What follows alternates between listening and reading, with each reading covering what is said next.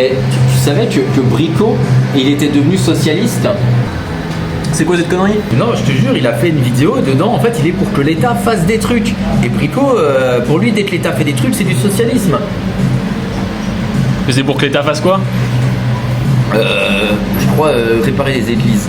Comment ça se fait qu'on trouve 2,7 de milliards pour faire des films, des vidéos YouTube, des expositions artistiques, etc., dont la moitié est à chier et dont tout le monde se d'accord? Et il n'y a pas d'argent pour les églises. C'est à nous de payer. Ah oui, ça c'est chaud quand même, parce que l'État, tu lui donnes ça, il te prend tout ça. Hein. Ouais, non, mais attends, je te jure, tu commences à réparer des églises, et puis après, toi, 10 minutes plus tard, il veut construire une école pour éduquer les pauvres. Hein. Tu vois, non, il faut vraiment super faire attention à l'État. Hein. L'État, c'est un poison. Hein.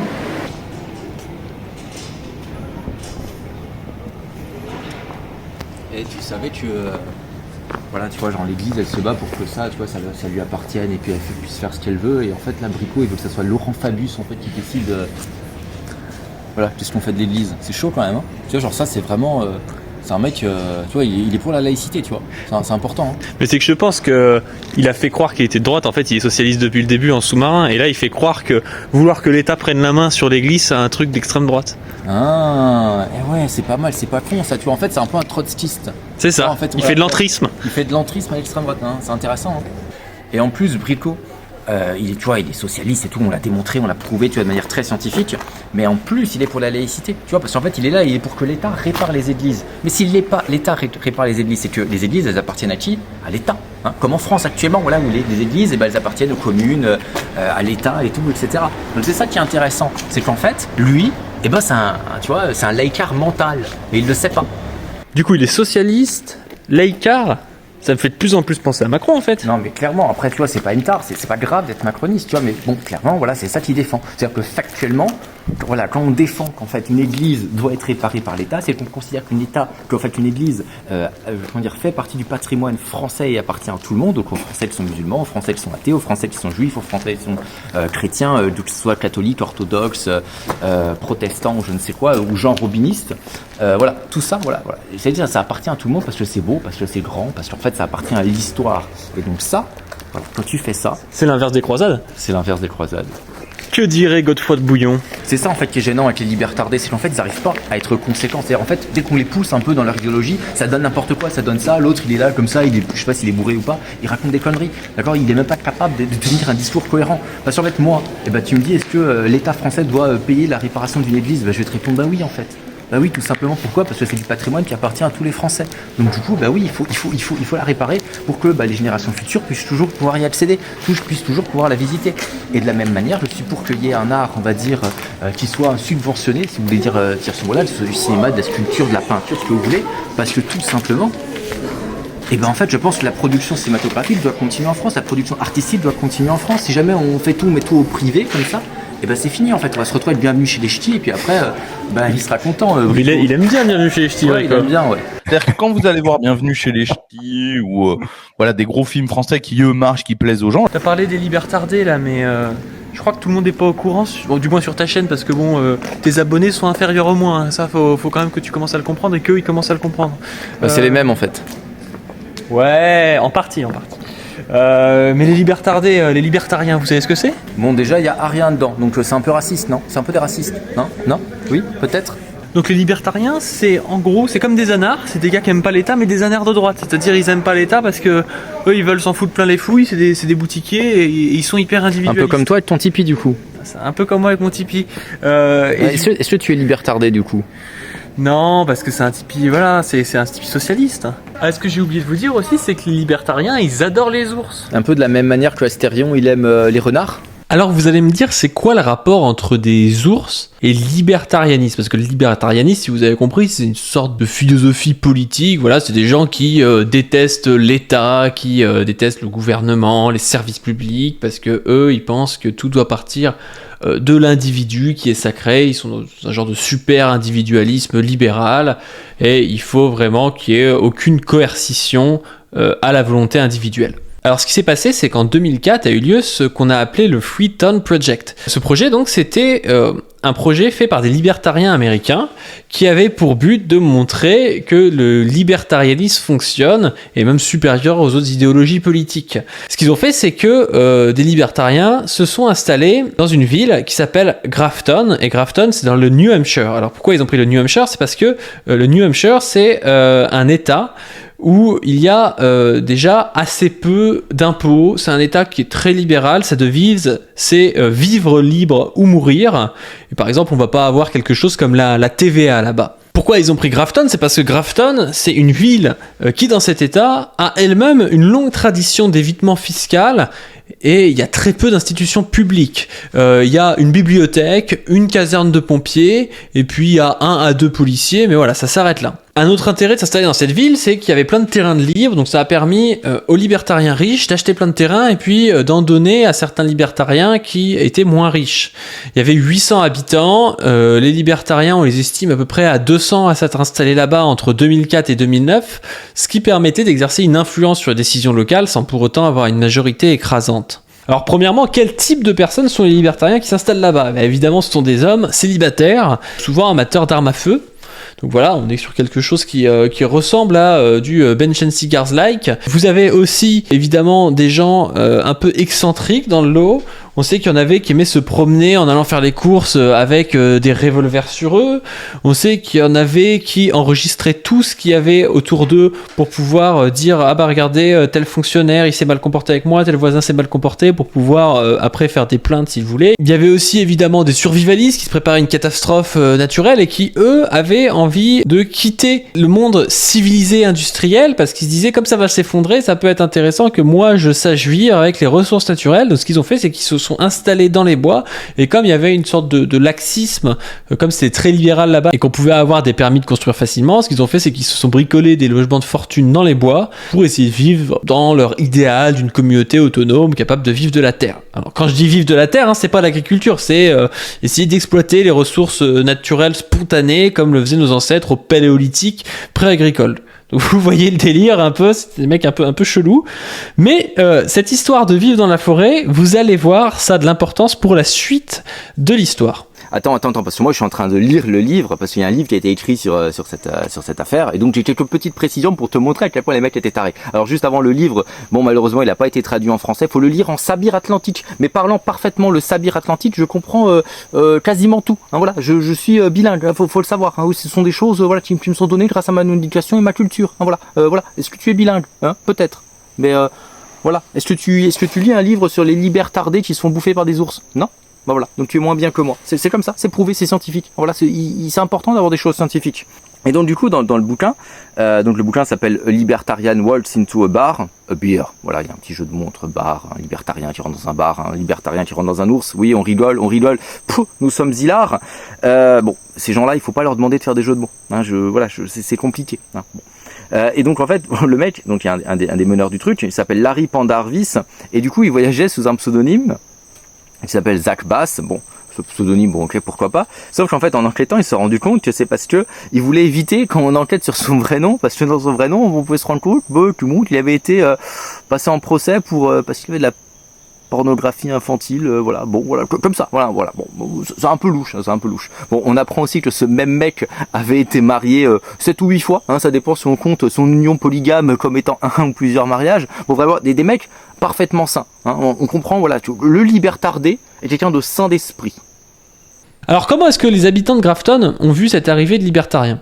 Bah figurez-vous assez mal. Pourquoi ? Parce qu'ils ont été surpris par des demandes, par exemple, de mettre fin au système d'éducation publique, de légaliser le trafic d'organes, le cannibalisme, les duels.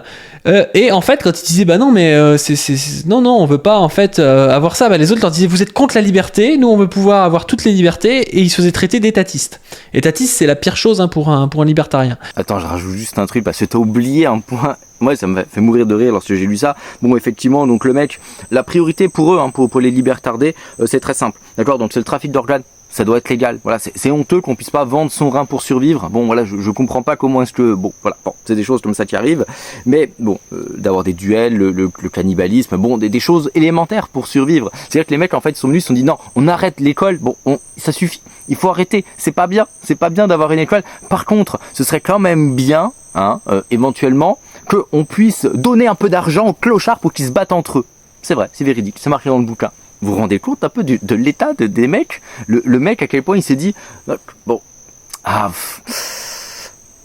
franchement à l'école c'est compliqué, tu vois, genre la bibliothèque, mais bon, quand même franchement le fait de pouvoir que les clochards se battent entre eux, ça ce serait bien, ça ce serait beau, ça ce serait stylé. Et là l'auteur, donc après cette histoire de duel, il vient nous ajoute, logic is a strange thing. Alors, je traduis du sabir atlantique pour vous, les gueux qui ne parlez pas, le sabir atlantique. Du coup, ça veut dire la logique, c'est une chose étrange. Parce qu'en fait, ce qu'il faut savoir, il faut le savoir, c'est qu'en fait, les libertardés se revendiquent pour avoir plus de logique que les autres. Parce qu'en général, ils font des tests et tout. Voilà, ils ont été testés, et ils ont un peu plus de logique que les autres. Et eux, ils vont plutôt faire fonctionner la logique plutôt que leurs émotions lorsqu'il s'agit de prendre une décision. Bon, pourquoi pas. Enfin, moi, c'est pas quelque chose que j'ai envie de remettre en question. Je trouve que c'est très bien de faire appel à sa logique. Et bon, du coup, voilà, c'est pour ça qu'on a ce commentaire. Donc après que les mecs veulent arrêter de financer l'école, arrêter de financer les bibliothèques et tout, pour faire en sorte que les clochards puissent se battre contre des petites sommes d'argent, et voilà, il ajoute ce petit commentaire que je trouve fort judicieux. Logic is a strange thing. Exactement. Et d'ailleurs, l'autre pendant du truc, c'est qu'en fait, vu qu'ils utilisent plus, ils revendiquent utiliser, parce qu'ils ont été testés, ils revendiquent utiliser plus leur logique que les autres. Bon, je suis pas sûr que Brico utilise plus sa logique que quelqu'un d'autre, parce que je dis ça, je ne dis rien. Et malheureusement, en fait, il témoigne aussi d'un grand manque d'empathie. En fait, c'est marqué dans le bouquin. Voilà, c'est que, en fait, c'est un peu des sociopathes, quoi. C'est pas précisé comme ça. Voilà, c'est moi qui traduis un peu. Mais voilà, il y a quand même les mecs, ils ont quand même, faire appel à l'humanité, non. Ils en sont totalement incapables. Donc je suis pas sûr que ça soit une très bonne chose. Au cours des premières années, les libertariens vont essayer sans succès de persuader leurs concitoyens de couper les fonds de la bibliothèque municipale et de condamner publiquement le manifeste du Parti communiste. En revanche, ils vont réussir à réduire le budget municipal de 30% en supprimant l'éclairage public, en cessant d'entretenir certaines routes ou les bureaux municipaux qui tombent en ruine. Comme ils vont être bloqués sur d'autres questions, ils vont faire des procès à la ville qui vont perdre. Par exemple, sur la question de mettre fin au permis pour avoir des chiens, ou sur celle de bloquer l'augmentation de 4 fonctionnaires, ou sur celle d'interdire à la municipalité de coopérer avec la NSA. Sur ça, ils vont perdre, mais ça va avoir un effet pervers, ces plaintes, c'est que ça va faire exploser le budget de frais de justice de Grafton, alors même que la ville de Grafton, depuis l'arrivée des libertariens, voit une augmentation du taux de criminalité, ainsi qu'une augmentation du nombre de disputes de voisinage. Donc en fait, vous vous retrouvez avec une ville qui a un niveau d'imposition qui n'est pas tellement inférieur aux autres villes avoisinantes, parce que c'est une petite ville, donc elle n'a pas d'économie d'échelle, pour une gamme de services publics pourris, mais qui va payer en fait les différentes plaintes qu'intentent les libertariens. Le problème qui va se poser, c'est qu'il y a moins de services publics qu'avant, mais il n'y a pas pour autant des solutions privées qui vont émerger. Donc il n'y a pas de relève en fait. Si bien qu'il y a un libertarien qui va devoir se porter volontaire pour être chef des pompiers, mais qui ne dispose que d'un seul camion qui est vétuste, et de quelques vagues promesses de renfort en cas d'urgence. Ce libertarien, il va se prendre un retour au réel du coup, parce qu'il va se rendre compte que c'est la merde, et que si y a un incendie, il pourra rien faire. Donc il va aller voir ses camarades libertariens vivant dans les bois et puis il va leur dire faites gaffe parce que là vos trucs pas aux normes, s'il y a un incendie ça va être la merde.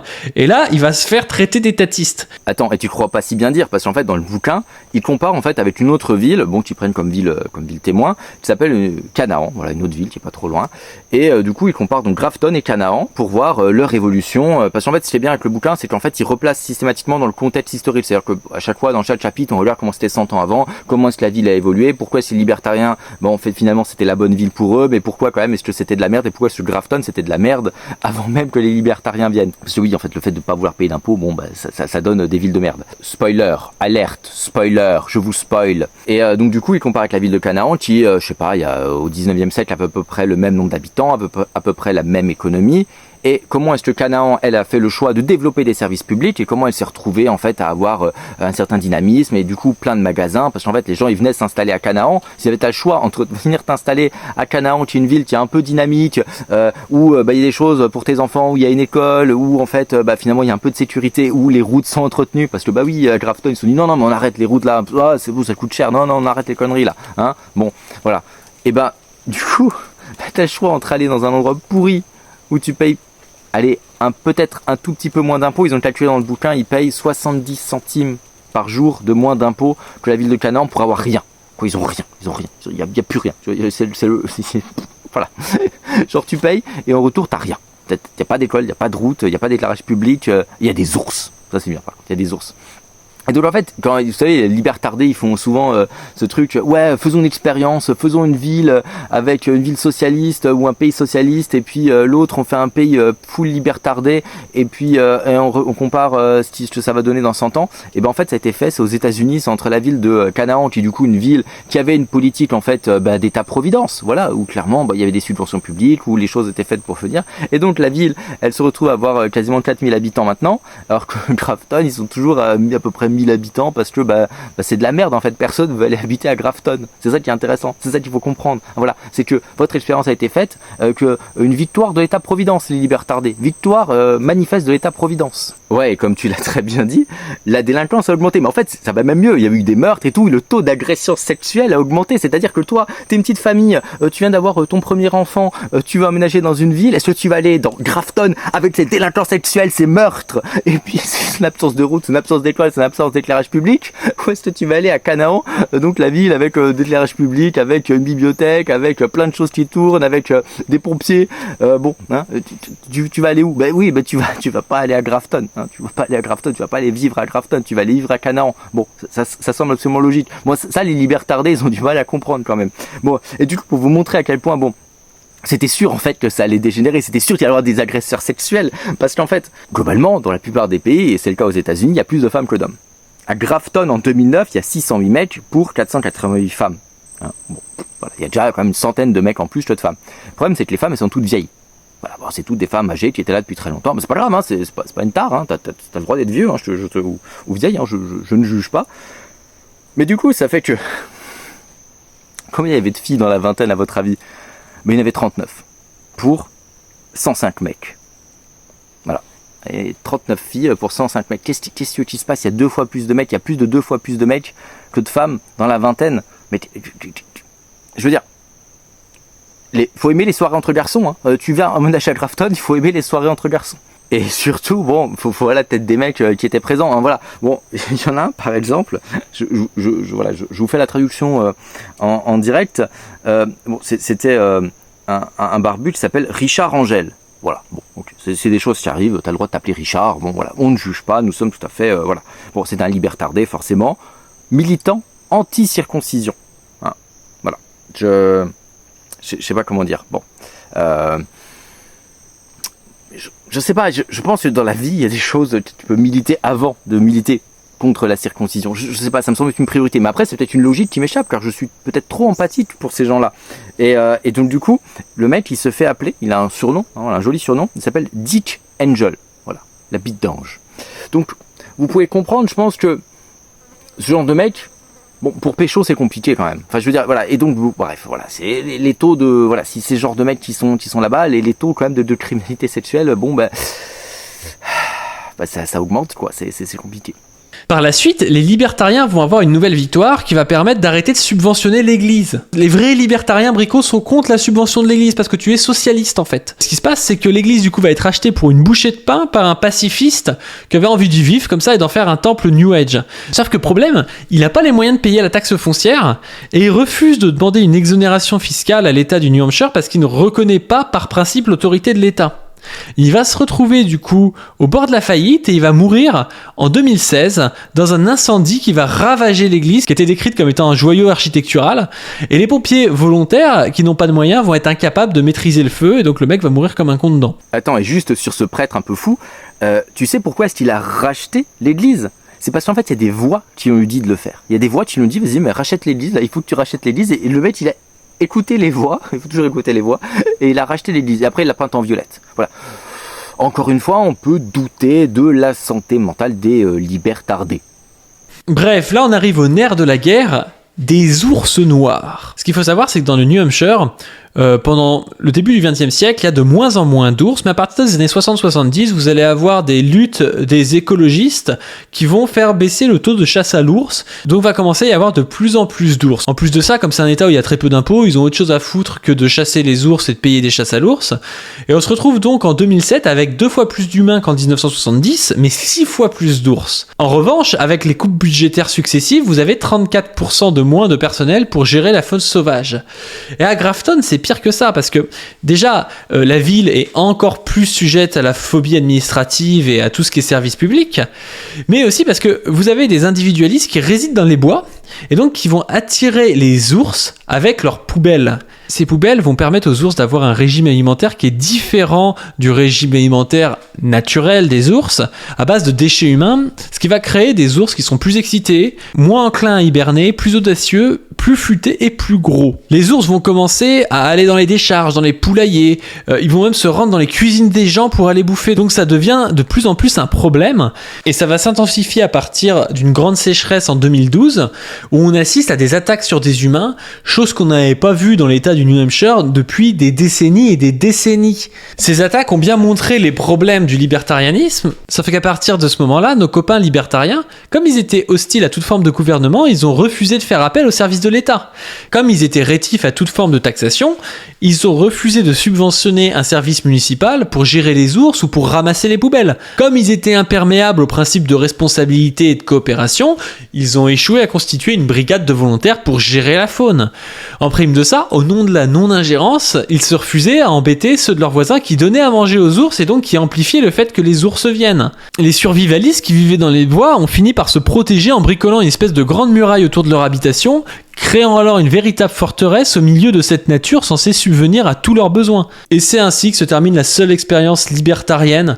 Bon, ils n'ont pas vraiment réussi à administrer la ville et à vraiment prendre le pouvoir dans une ville de 800 habitants, mais ils ont quand même réussi à se faire attaquer par des ours, et ça, c'est pas rien. Voilà la science, l'histoire, l'expérience, hein, voilà, parce que la science ne veut pas se passer de l'expérience, elle a prouvé que le libertarisme, c'était de la merde. Hein, voilà, c'était des gens, bon voilà, ils sont quand même pas très... voilà, leurs capacités de survie sont quand même très faibles. Hein, voilà. Moi, j'aimerais bien qu'on mette, on prend un petit bout, je sais pas, un petit bout des Vosges ou un petit bout des Pyrénées. Les en paix. Non, laisse les Pyrénées en paix. Moi, je te propose les Kerguelen. Et on prend un petit bout des Kerguelen et puis on met les libertariens comme ça. Et puis on va les voir tous les ans. On fait une sorte de zoo humain. On balance des cacahuètes comme ça. On voit s'ils survivent, combien de temps ils survivent. Stylé. Attention, cette expérience n'est pas à confondre avec le goulag en Terre Adélie. Là, on parle vraiment d'une expérience scientifique pour reproduire. Parce qu'en fait, vous savez qu'en science, ce qui est important, c'est la reproductibilité. C'est-à-dire que si là, on reproduit l'expérience des libertardés qui se font avoir par des ours, ben voilà, peut-être qu'au Kerguelen, ils vont se faire avoir par des pingouins. Et puis en vrai, tu dis que l'histoire a prouvé que c'était de la merde, mais même la pensée a prouvé que c'était de la merde. Personne de sérieux ne croit en une liberté absolue de l'individu qui pourrait tout faire. Ça n'a aucun sens. La liberté, c'est toujours situé. Quand Bricomarché te dit oui je suis pour la liberté contre l'État, non, il est pour la liberté quand ça va dans son sens, donc quand c'est pour pas payer d'impôts. Je suis pas sûr qu'il soit pour la liberté de porter des abayas ou pour la liberté des migrants de s'installer en France. Ah bon, il est pas pour ça? Mais pourquoi il est pour la liberté? Il est pour la liberté, non, en fait parce que là c'est l'État français qui interdit les migrants de venir en France. Et puis c'est vrai que c'est un immigré lui. Ah bah oui, c'est un immigré. En fait, ce qui est insupportable, c'est qu'en fait, ce genre de mecs, tu vois, ils sont là comme ça en train de s'amuser à juger l'art français, de juger, voilà, c'est subventionné, en train de beucler comme ça, tu vois, sans arrêt. Hein, parce que voilà, pour ça, il faudrait pas financer. Par contre, si jamais l'État français finançait des films contre les migrants, on montre que les migrants, ce sont d'odieux terroristes et qu'en fait, il faudrait tous les liquider, là, ils seraient trop contents. Tu vois ce que je veux dire? Et c'est qu'en fait, les mecs, ils savent même pas, en fait, ce qui est produit, ils savent même pas ce qu'il y a, ils ont même pas la... Ils regardent pas, hein. Bah oui, c'est ça, ils regardent pas. Parce qu'en fait, bah, c'est vraiment des mises au mus, tu vois, mais premier degré, tu vois. C'est en fait, les mecs, ils en ont rien à foutre de l'art. Par contre, quand il s'agit de cracher, tu vois, sur l'art, quand il s'agit de cracher sur ce qu'on fait en France, bah, ils sont les premiers. C'est pas ça le patriotisme. T'aimes ton pays, bah, t'as quand même essayé un peu de regarder ce qui se fait, tu vois. Et si tu as regardé ce qui se fait, c'est là au moment où tu vas pouvoir critiquer. Bah, tu vois, Bricomarché, pour moi, c'est pas vraiment le gars qui aime le plus son pays. Hein. Quand tu vois ses lives, là, il est toujours là. Ah ouais, les Français, c'est des débiles, c'est des vaches à lait. De toute façon, ils sont. Tu vois, enfin, il a intégré le fait que les Texans c'était des gens qui étaient libres dans leur tête et que les Français c'était des moutons, que c'était des merdes, quoi. Parce que les Français sont trop lâches et mous. Et ils s'en voilà. C'est insupportable. En fait, j'ai l'impression vraiment qu'on gueule dans le cul d'une poule. Parce que du coup, moi, je lui ai dit, viens, on fait un débat où tu veux, quand tu veux, sur ton truc là, sur ton sujet là, pour te montrer qu'en fait, cinéma français, tu connais rien. Tu vois, j'aurais juste posé la question, cite 10 films français, et puis bon, il aurait été en PLS et il aurait vomi. Et il le savait. Et donc, du coup, Jessie Lavie, il a envoyé sa secrétaire là, le guise, le gaze, le machin, le truc là. Bref, c'est ton sosie, ce qui paraît. Et du coup, et ben en fait, il me l'a envoyé. Et puis là, il fait oui, ok, on fait ça au Texas. Non, le Guy, c'est pas le gars là qui croyait que la dysphorie de genre c'était la dystopie de genre. Non, c'est Brico ça, non? C'est Brico. Je pense que c'est une réalité. Il y a des gens qui ont une dystopie de genre, il y a de tout dans la nature. Moi, je pense que de toute façon, même la dystopie de genre de base, c'est quand même un problème psychologique ou psychiatrique. Et du coup, ce qui est bien en fait au Texas quand même, c'est qu'il y a la peine de mort, non? Tu trouves pas? Bah oui. Bah, moi je trouve ça trop bien parce qu'en fait ça veut dire Brico là il m'a tendu un guet-apens, il est là, il dit vas-y viens on fait un débat chez moi au Texas. Je lui dis mais t'es taré, il y a 33 heures de vol, je viens pas au Texas. C'est un Tu peu vois, moi, je veux homophobe de le traiter de guet-apens quand même. alors là, retire ce que tu viens de dire tout de suite. Moi je suis pas homophobe. Ah, mais ce J'ai sera un sur très- ta chaîne non. de toute façon, donc moi je m'en fiche. J'ai un très bon ami, voilà, hein, les choses soient dites. Du coup, il m'a tendu une embuscade. Hein, voilà, hein, tu peux rien dire là. Hein. Il m'a tendu une embuscade au Texas. Voilà, c'est-à-dire qu'en fait, si jamais il atteint à mon intégrité physique et que par hasard je meurs, eh ben il sera, voilà, il ira sur l'échafaud. Et ça, je pense que ça serait peut-être en fait une œuvre d'art, tu vois. Genre voilà, c'est ça, le sacrifice. Tu vois. Je me sentirais peut-être quelque part un peu christique. Christique, ouais, ce que je pensais, ce que j'allais dire, tu me l'as Ouais, coupé. voilà.